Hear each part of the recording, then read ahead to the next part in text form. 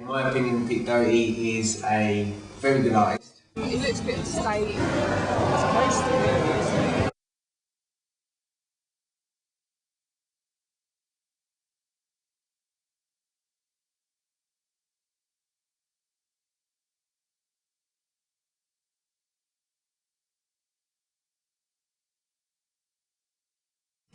Yeah, well, I've got the fear that it has. I believe that if he's not careful, and if he continues along the path he's currently on, apparently he's addicted to cocaine and lots of other drugs, and he carries on like that, it seems to be having a negative effect on his quality of his work.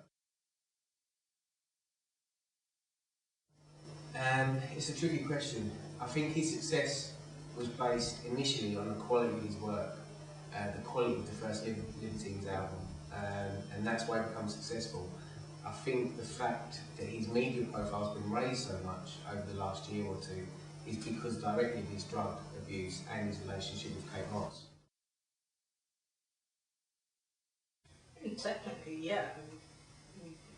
Because you can't do a gig because you're too stoned to turn up, but then again, if he is stoned, then it's not exactly going to be such a good gig because he'd be off his face and he wouldn't manage to stand up and sing his song.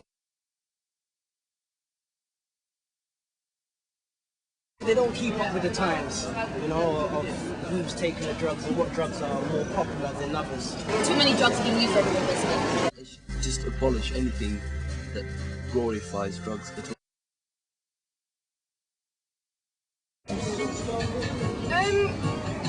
Well, I know that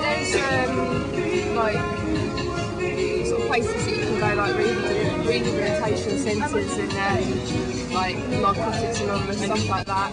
I'm not convinced that penalising drug users as opposed to suppliers would be looking to hit them and penalising them as opposed to the users. I think the users and the addict needs help and rehabilitation. For the individual, if they're going to go to these places are doing their best to help people, but obviously if people don't want to be helped, then they'll just go back to it, really. Look at all the celebrities that go to America, to the Priory, you know, they put themselves in and out. That's not accessible for the ordinary Joe Soap. You know, they have to wait 6 weeks for, I don't know, an interview to see if they're eligible. They'll only get on a programme if they're dry or if they haven't been using. Well, if they were dry or hadn't been using, they wouldn't need to get on a programme. So I don't think the system, the way it currently is very helpful to the ordinary people. Because of the drugs, he openly uses them, and he's always a mess, isn't he? When he's on stage, he's a mess. No. The reason why is I think it could be used as a warning for the youth generation.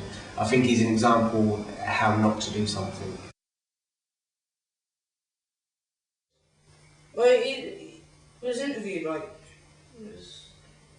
last year or something.